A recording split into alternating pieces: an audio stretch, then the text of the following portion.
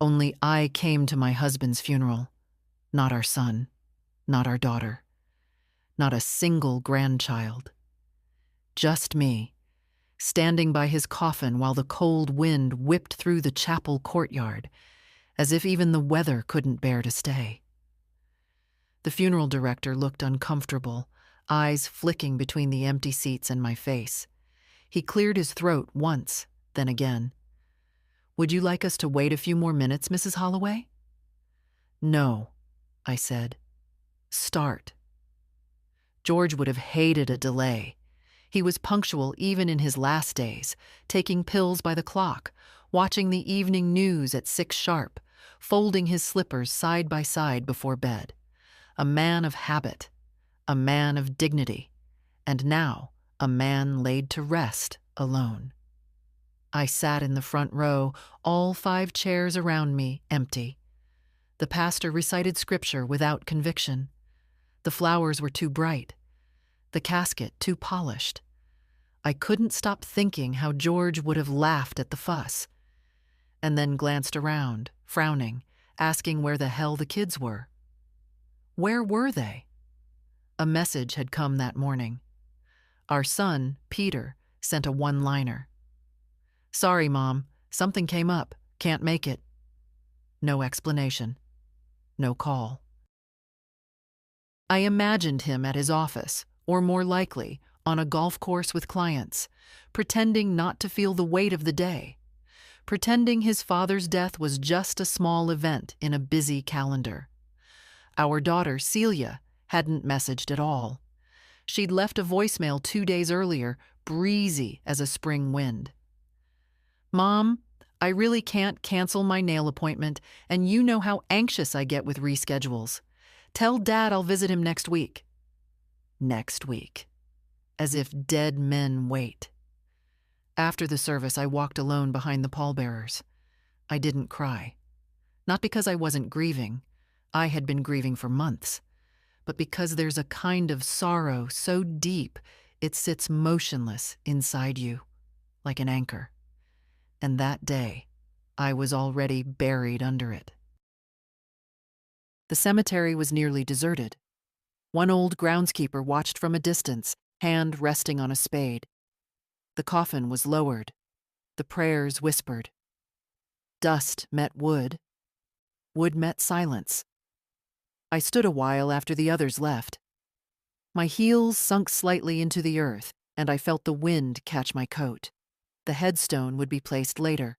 For now, a simple plaque with George's name. George Holloway, beloved husband, father, forgotten. The words stuck in my mind like a stone in the shoe. Forgotten. Back at home, the quiet roared. His recliner sat untouched, his slippers side by side. The TV remote where he last left it. I stared at it for a long time. Then I walked to the kitchen, opened a bottle of wine, a good one from the cabinet I always saved for guests, and poured a glass. I took out my phone and opened Instagram. I don't often scroll, but something told me to look. Celia's profile was public, of course. She had posted 2 hours ago, a picture of her and 3 girlfriends, drinks in hand, mid-laugh. Caption: Girls' brunch. Bottomless mimosas, living our best lives. Peter had posted too, a snapshot of the 9th hole, his new driver glinting in the sun. Killer swing? Perfect weather. Deals made. I stared at the screen until it blurred. Then I turned off the phone, took another sip of wine, and stared at the photo on the wall. George and me on our 40th anniversary, standing beside the rose bushes he planted with his own hands. They used to bloom in red. Now they were bare. Tomorrow, I thought, I'll call the lawyer. I'll make changes. Quietly. With the same dignity George lived with. Because if I was the only one to show up for his last goodbye, I would be the only one to carry out his final will. And theirs. That evening, I sat alone in our kitchen, the same room where George used to peel apples with the precision of a surgeon, slicing them into neat little crescents and lining them on a plate. He'd always offer me the best piece, the one with the most sunshine, he called it. Now the fruit bowl sat untouched, a couple of overripe pears sagging under their own skin. The silence wasn't unfamiliar. George had been gone for nearly 2 weeks before the funeral, and those days had already started teaching me the shape of solitude. But tonight it pressed harder, louder, crueler. I couldn't stop thinking about the empty chairs, about Celia's message, or rather the absence of it. I had raised a daughter who could watch her father be lowered into the ground from the comfort of a brunch table. Had I failed her? Or had she failed something inside herself that could no longer be recovered? Peter's text was still there.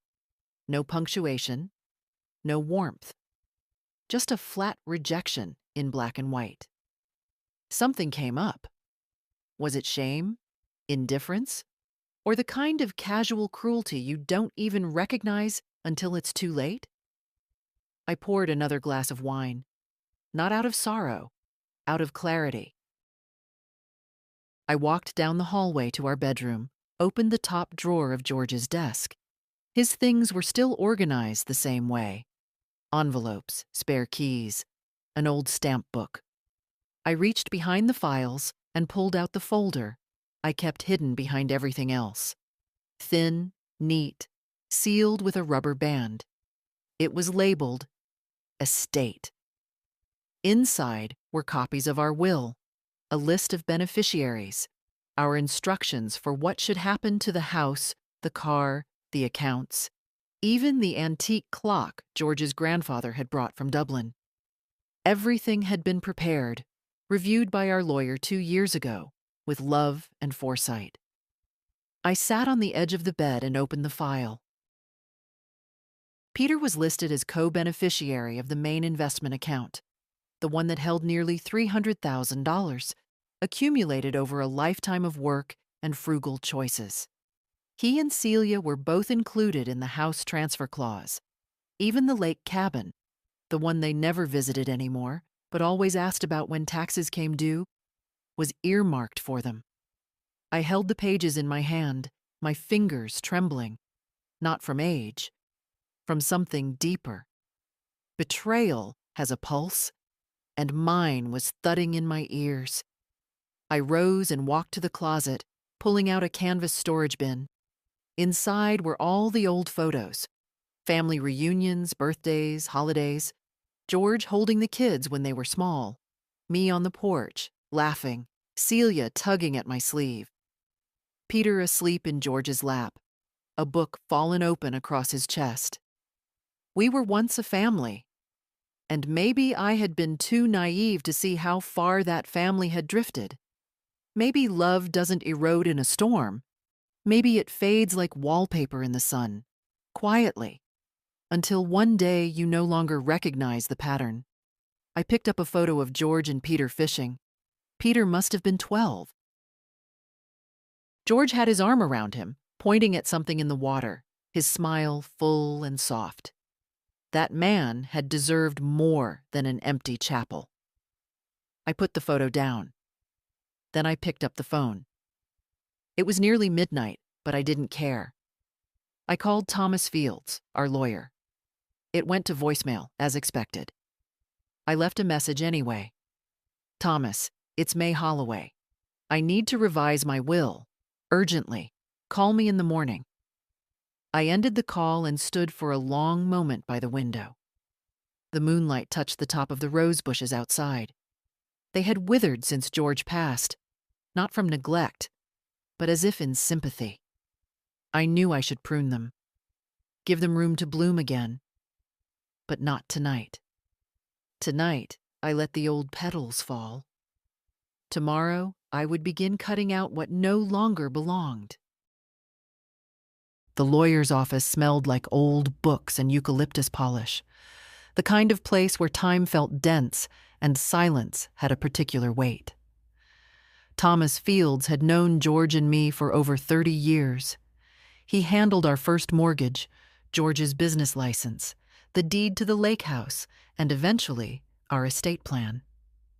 Trustworthy, precise, and, like me, a little tired of people who smiled when they wanted something. He looked up from his desk as I entered, rising from his chair with an expression of mild surprise. "May," he said, buttoning his jacket. "You're here early." "It couldn't wait," I answered, settling into the leather chair opposite him. My coat still smelled faintly of the garden. I'd clipped the dead roses that morning, early, before breakfast. Pruning always steadied me. There was something honest about cutting back what no longer served. "I got your message," Thomas said, sitting.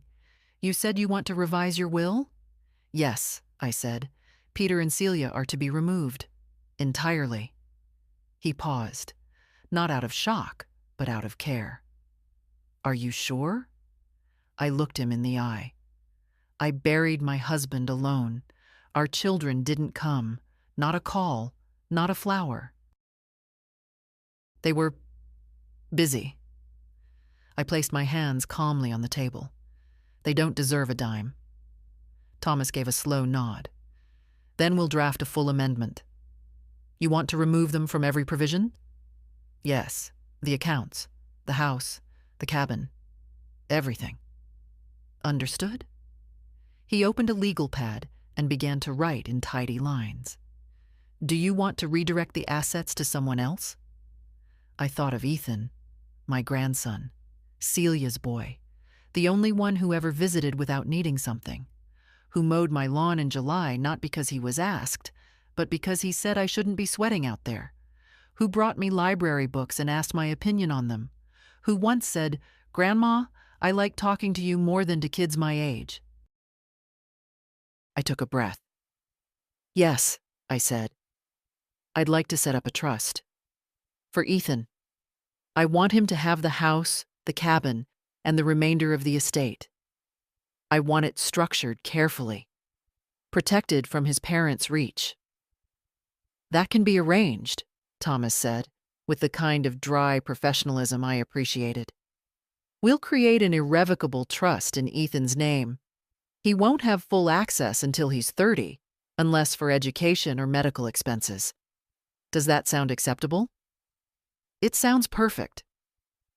We spent the next hour reviewing details. Paper after paper, clause after clause.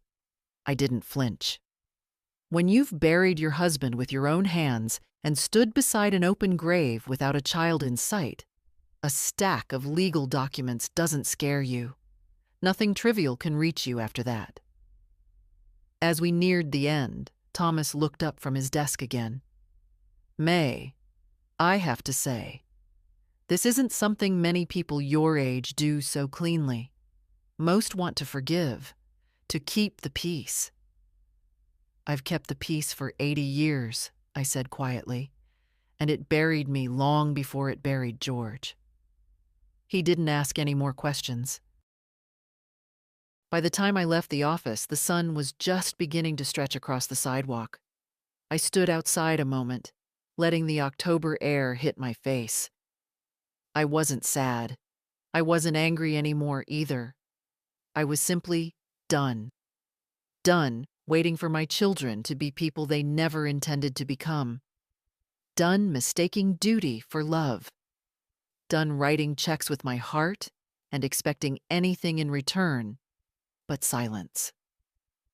My footsteps echoed as I walked back to my car.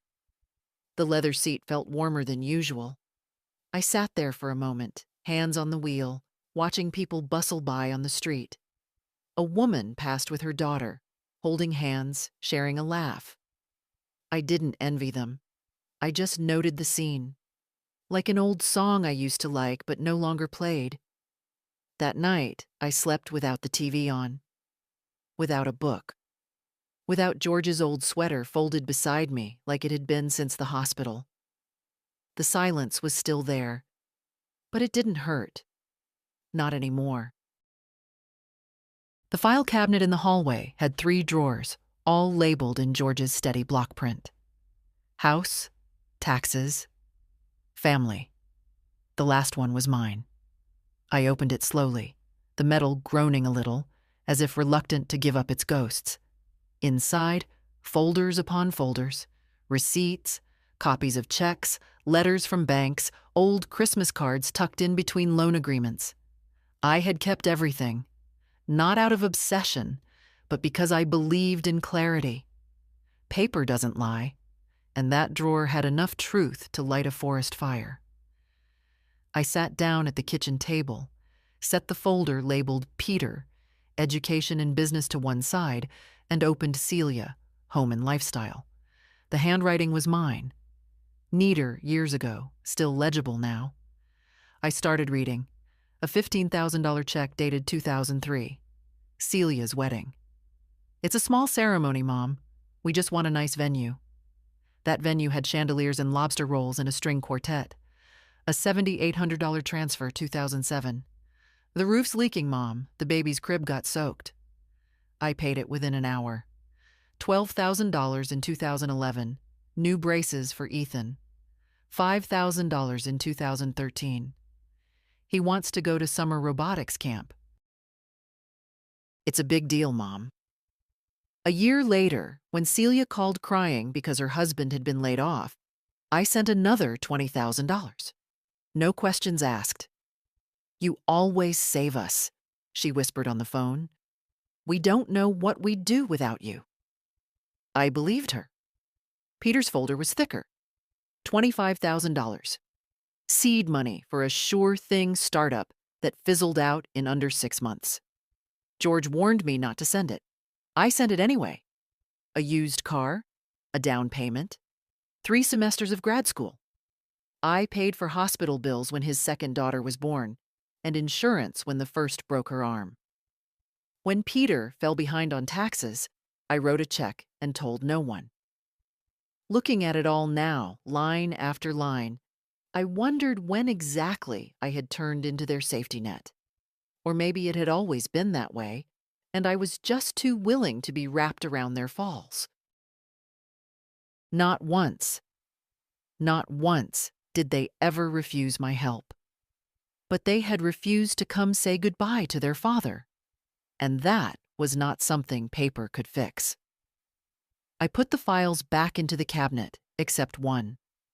I kept the envelope marked Ethan. Inside was a note he had written when he was 11, sloppy pencil, folded in half. Grandma May, thank you for teaching me to make pancakes. I think you are very wise and funny.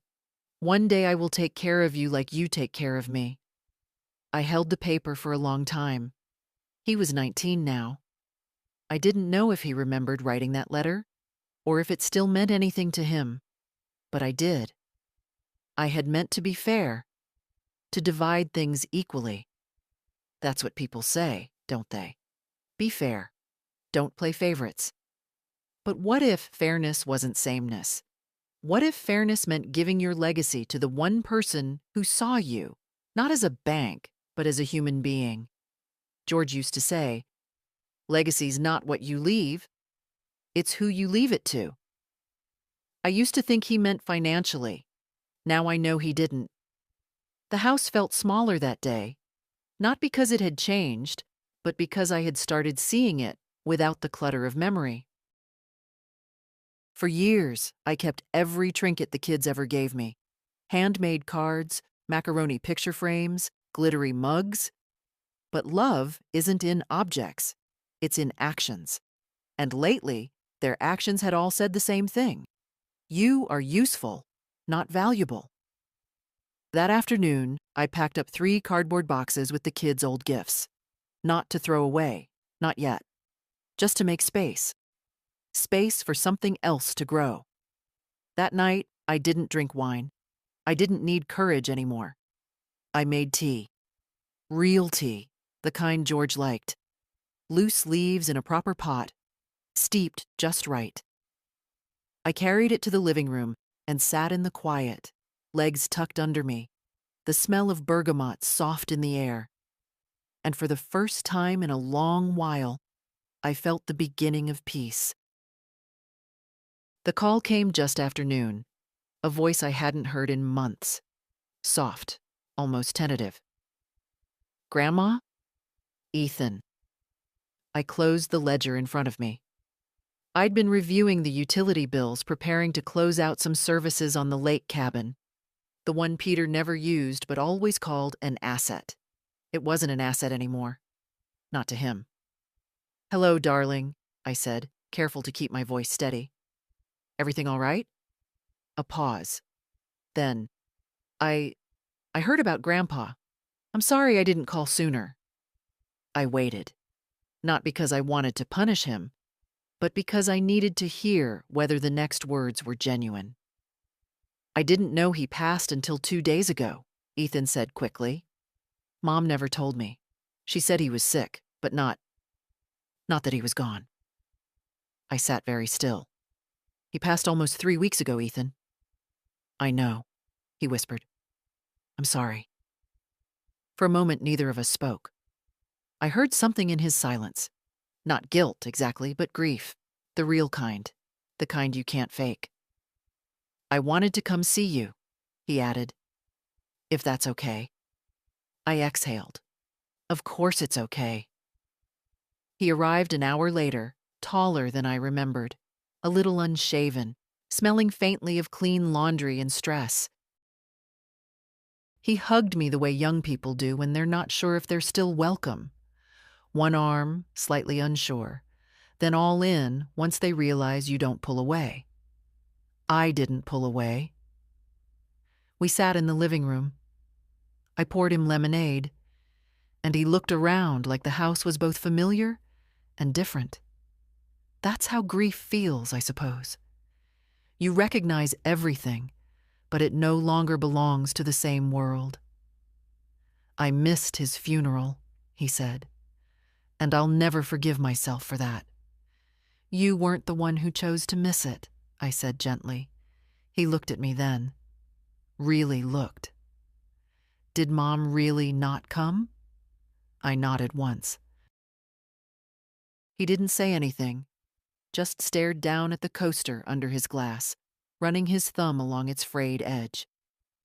"She told me they had work," he said after a while. "That it was handled. I should have known better. You know now. I want to do something," he said, sitting up straighter. "For him. For you. Anything." "You're doing it," I said. "You're here." He looked unconvinced. I hesitated, then rose and returned with a manila envelope. Inside were the trust papers, unsigned, unfiled, but real. I hadn't brought them to the bank yet. I wanted to see Ethan's face first. I handed the folder to him. He opened it, brows furrowing, read the first few lines, then looked at me, alarmed. "Grandma." "What is this?" "My plan," I said simply. "This is everything. The house, the cabin, even the savings accounts." "Yes. But why me?" His voice cracked. "Why not Mom or Uncle Peter?" I could have said many things. I could have talked about their absence, their cruelty, their parties and excuses. But I chose a different truth. "Because you're the only one who came back without being called."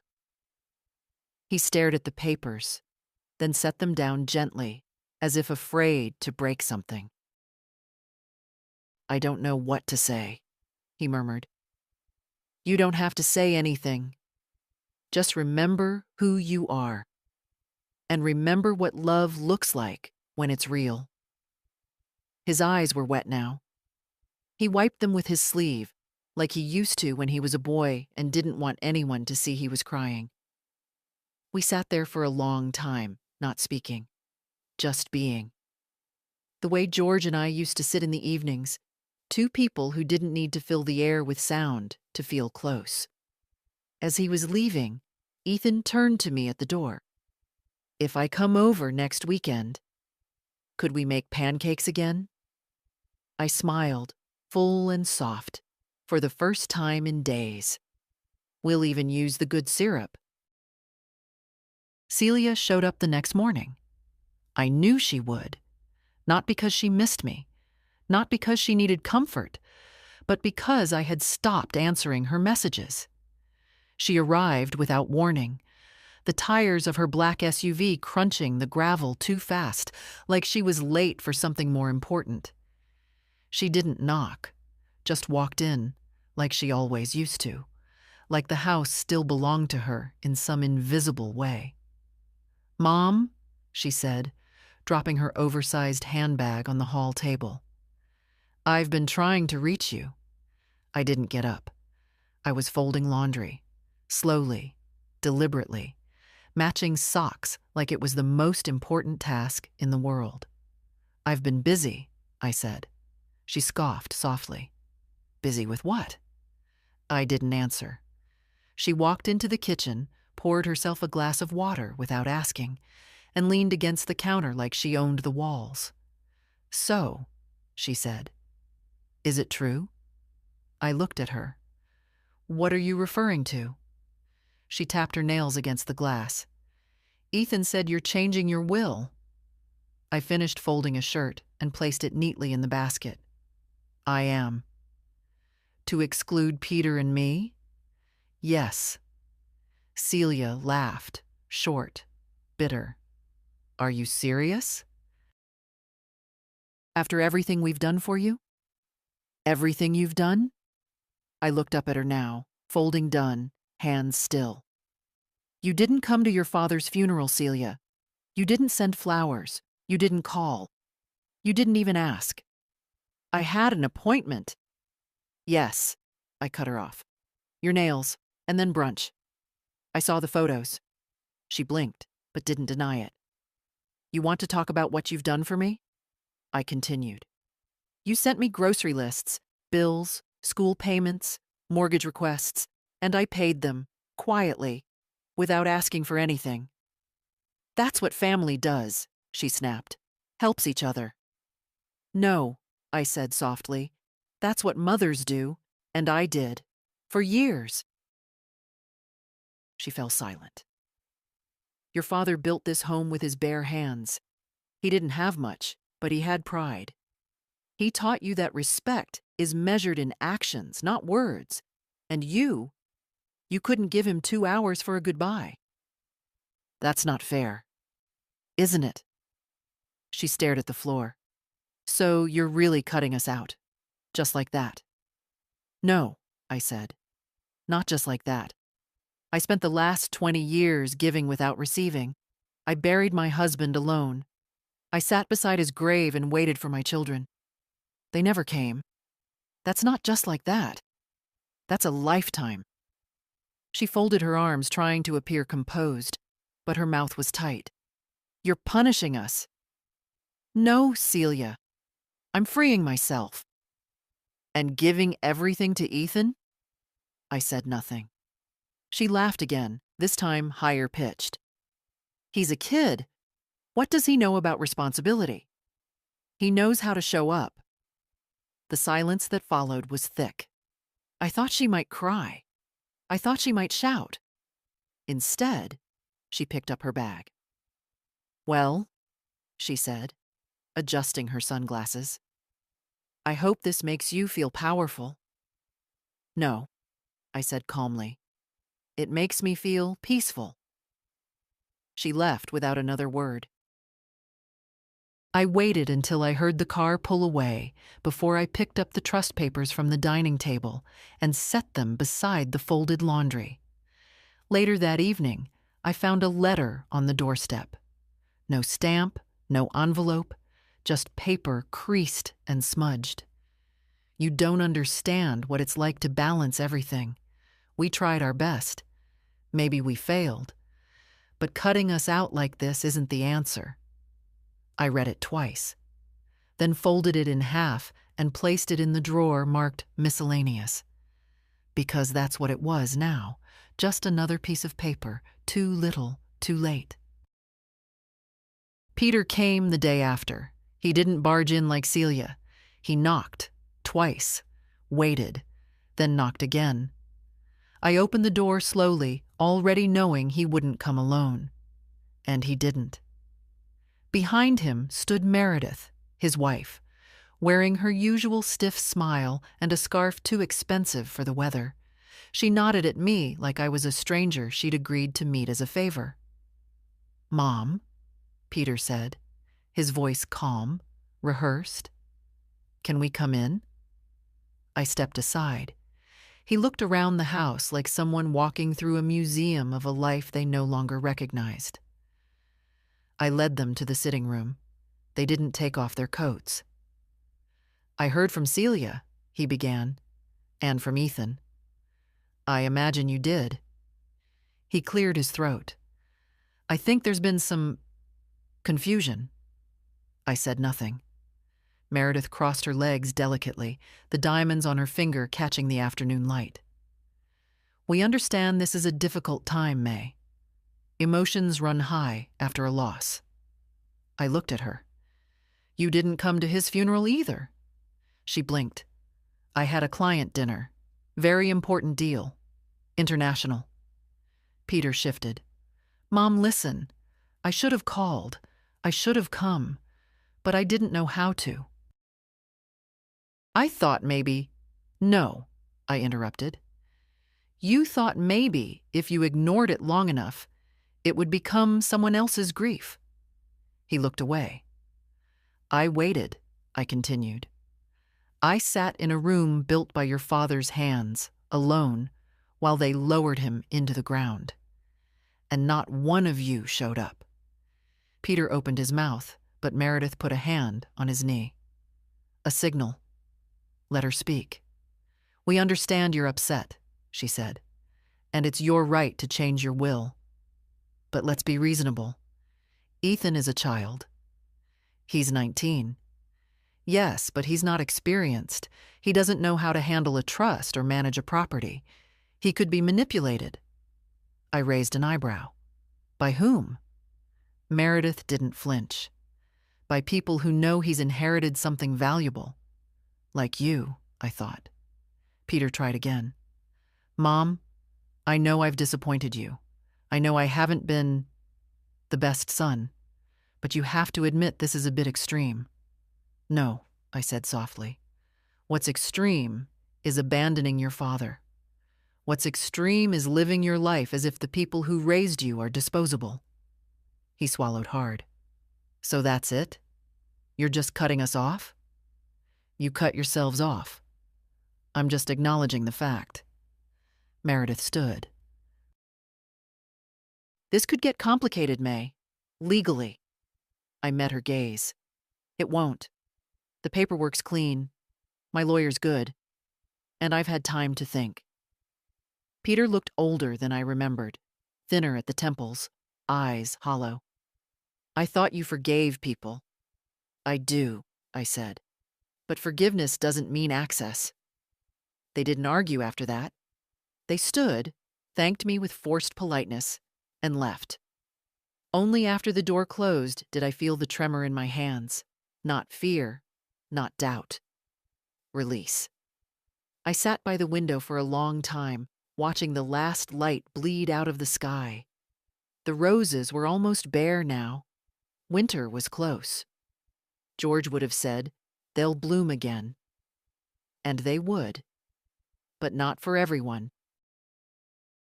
The bank smelled like lemon cleaner and quiet power. The kind of place where old money moved slowly and nobody raised their voice.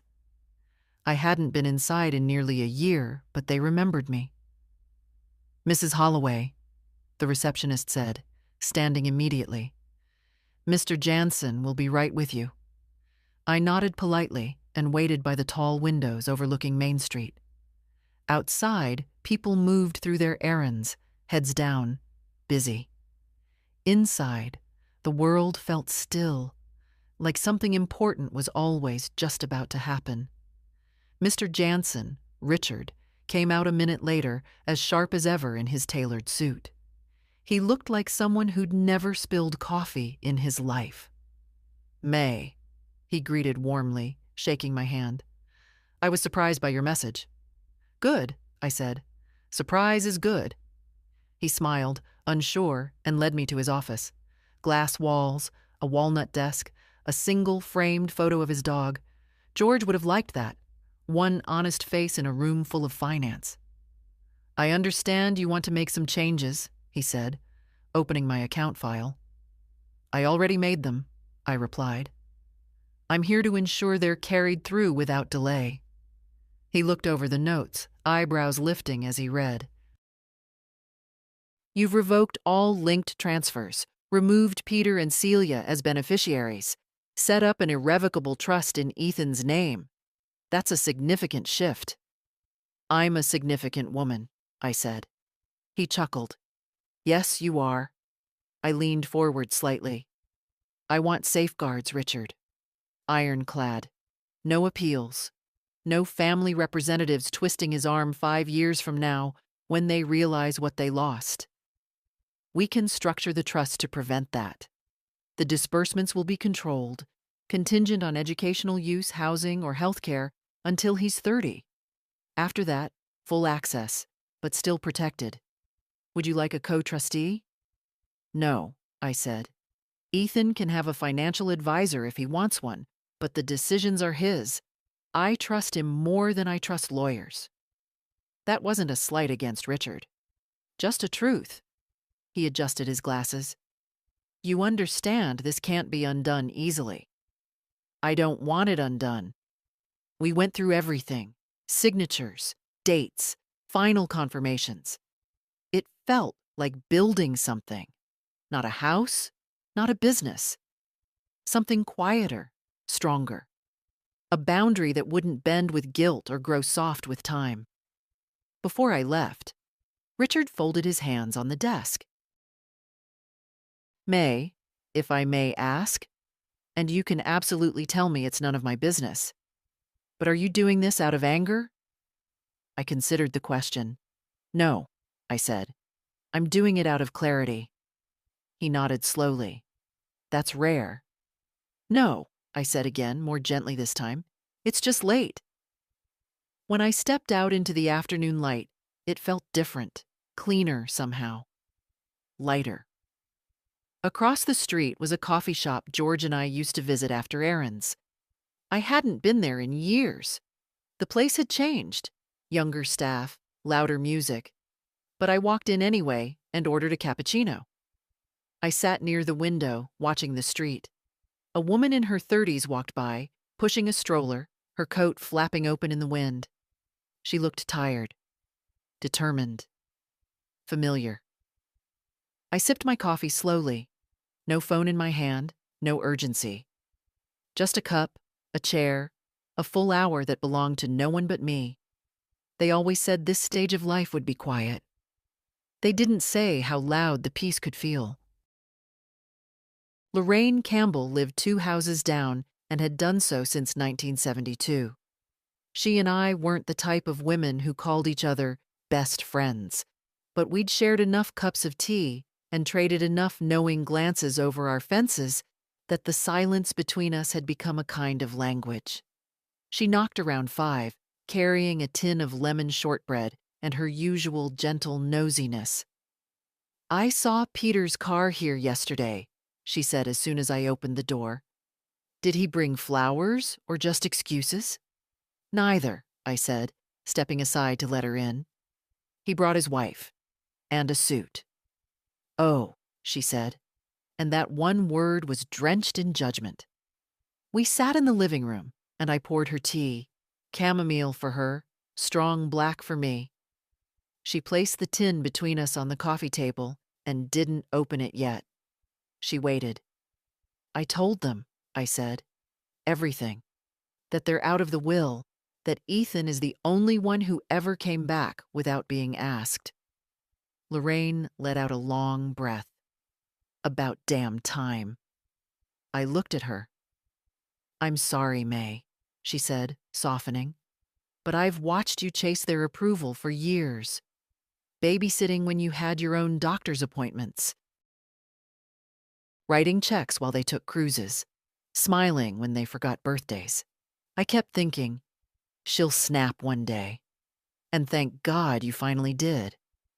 "I didn't snap," I said. "I peeled back everything that wasn't love." Lorraine smiled. "Better phrased." We sat in silence for a moment, listening to the faint hum of the refrigerator and the occasional gust outside. Fall was beginning to settle in, the kind of fall that smelled like old leaves and the edge of something ending. "Do you regret it?" she asked eventually. I shook my head. "I regret not doing it sooner." She opened the tin, finally.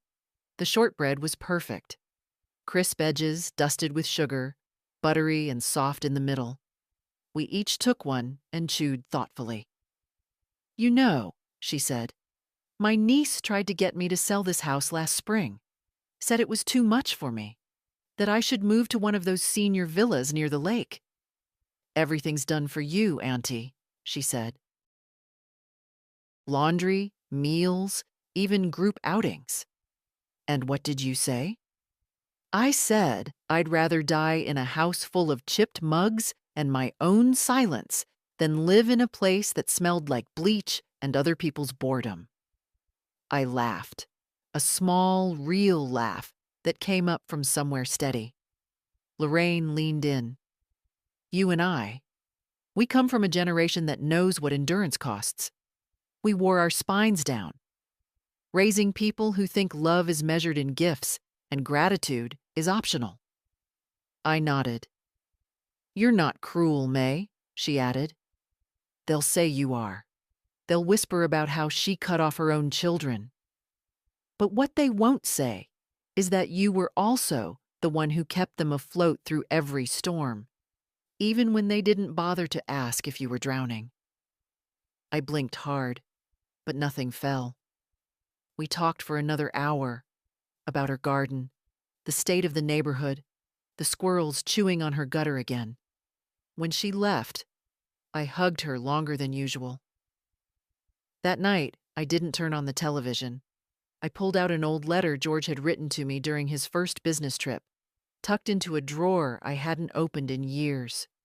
"May, this house is never empty with you in it. You are the roof, the floorboards, and the lock on the door. Even when it feels like no one sees you, I do." I read it 3 times before sliding it back into the envelope. The house was quiet, but not empty. Not anymore. It started with a walk, a simple, unremarkable act. But for me, it was the first one taken without a reason tied to someone else. Not to fetch prescriptions. Not to bring a casserole. Not to return a dish I didn't ask to borrow. I just wanted to walk. The morning was brisk, not cold, the kind of air that sharpened your lungs but didn't bite your skin. I wore George's old windbreaker, a size too big, frayed at the cuffs, and felt oddly comforted by its weight. I walked the neighborhood slowly, not like someone exercising, but like someone remembering what still belongs to her. The Mapletons' house still had the same blue shutters. The Wilsons' porch swing creaked the same way it did when George used to say, "We should fix ours before that one finally falls." He never did. Neither did they. At the park, I sat on a bench under the old elm tree, the one that had split in a storm back in '99. It still leaned slightly, stubborn and alive.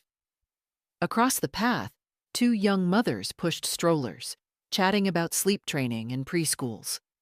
They didn't glance at me, and I didn't mind. I wasn't part of their world anymore. I didn't want to be. A woman sat down on the other end of my bench, maybe in her 40s. She had that tired but functioning look I remembered from my own middle years. The kind of woman who makes 5 lists a day but forgets what she walked into the room for. We sat in silence for a few minutes. Then she said, not looking at me, "You come here often?" "Used to," I said, "before people stopped needing rides and casseroles." She laughed softly.